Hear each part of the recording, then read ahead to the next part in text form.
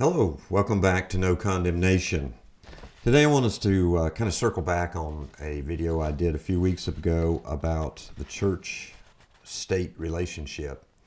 This comes from an article in the Daily Beast written by Matt Lewis, and he talks about a new Gallup poll that was out just recently, at the very 1st of April, I think is when it came out. And it says that for the first time in history, church membership has dropped below 50%. And then he goes on to say, if you're applauding this, you shouldn't be. This milestone should concern anyone who cares about preserving liberal democracy and civility. So his approach to this interesting news is not so much how does it affect the church, but what does it mean for society at large. He goes on to point out a few interesting points. You might be tempted to point out that church membership is not the same as religious belief, and that's true. But he goes on to say that the numbers by Gallup and also tracked by Pew Research Center's recent findings, the people who identify as Christians are stark difference between joining a community of believers and being a consumer of, say, televangelism. And then he goes on and says, these differences are significant and demonstrable in terms of our political behavior.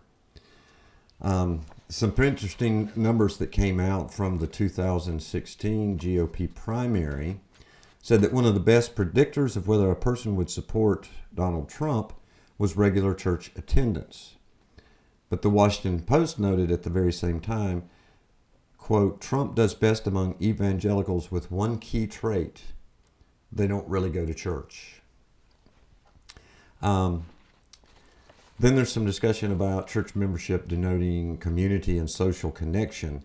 But he points out that where people have low social capital, that's like where people go bowling or worshiping or other activities alone, were more susceptible to support the GOP in its nomination of Trump. Tim Carney, a conservative writer, noted that given two different counties with the same demographics and economics, the one with the weaker or fewer community institutions was more likely to support Trump. Let's see. Some reasons why he says that's true. This correlation between church attendance and political choice might also be part of a larger trend. The truth is, there seems to be something hardwired in the human spirit that causes us want to worship. But if you decide whether God created that hole in our hearts that only He can fill, or whether it's a result of some evolutionary adaptation that makes you yearn for a creator, the results are the same. You've got to serve somebody. So that desire in all of us, if it's not directed toward the church, or certainly the idea of belonging to that community, then what's going to happen is the thirst, this is Lewis again quoting, the thirst for transcendent purpose and meaning is often channeled into our politics, often at our detriment. So the desire in all of us to be a part of something, and certainly to be a part of something bigger than us, that thing that draws a lot of people to church membership, if it's instead channeled into politics, well, then it's really lost a message. In this, he says, lacking the moral clarity that comes from a belief that our fellow humans are all made in God's image, politics eventually becomes more about tribal identity.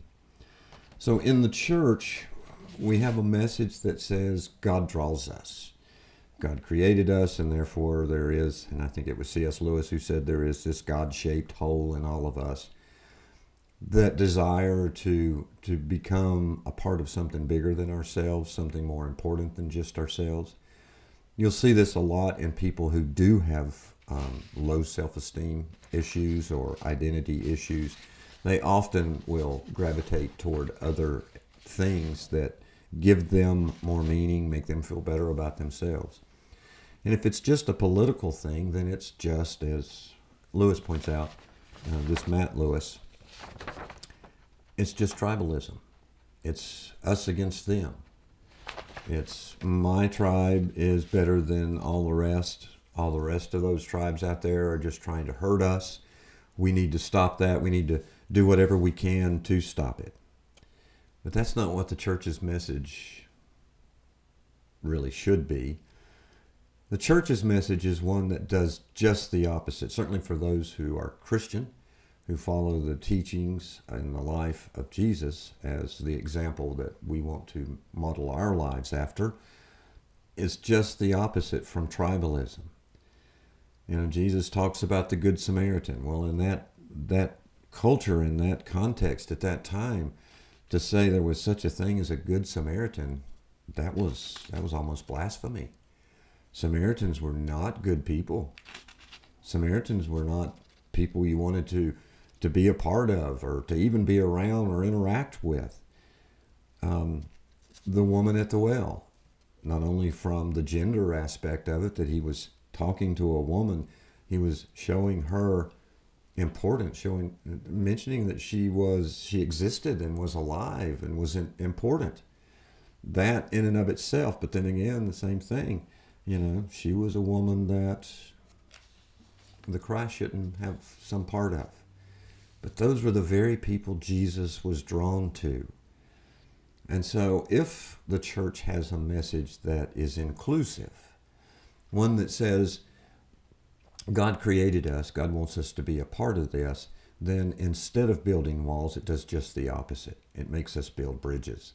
It says that we should be reaching out to those who are unlike us, to those who don't think like us, don't look like us, to realize that we are, in one sense, all the same, and that is in need of forgiveness.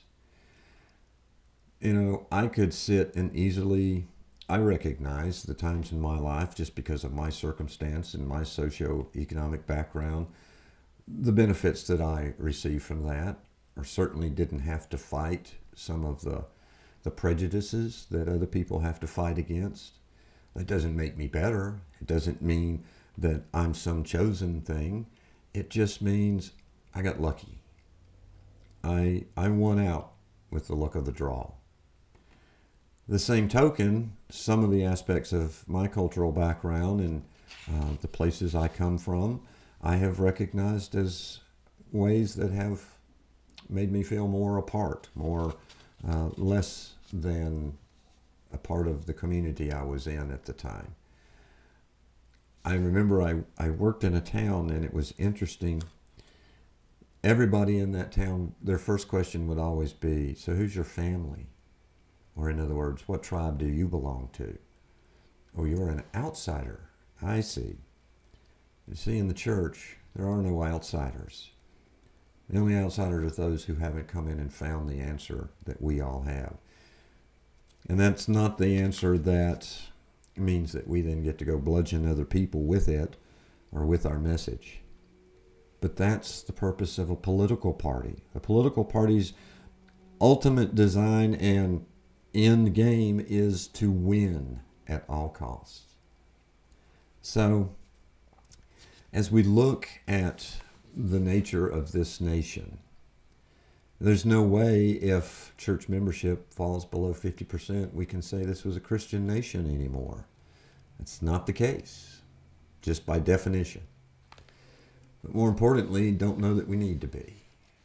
You see, Christ's message is one that pulls us all in. No matter what tribe you belong to, no matter what political party you belong to. And so to start separating ourselves that way immediately goes against Christ's message. And that's where we've got to change. Anyway, I thought that was a very interesting article that came out. There was another one too that I'm going to look at in another video later on, and it talks about the same thing, that the fact that church membership is declining across the country, and it gives some reasons for it, so I thought we would look at those too. But in the meantime, thank you for being a part of this discussion today, and as always, please, go down there, hit subscribe, let me know that you're paying attention, and leave a comment. Let me know what you think. I want this to be a conversation, not just a lecture. So I look forward to hearing from you. Let's talk about this. Let's see what kind of things you think we need to discuss. What can we do about it? How do we make it better? Certainly the church has a message for the entire world. We've just got to get back to the basics. That's my feelings. Let me know how you feel. But thanks for watching.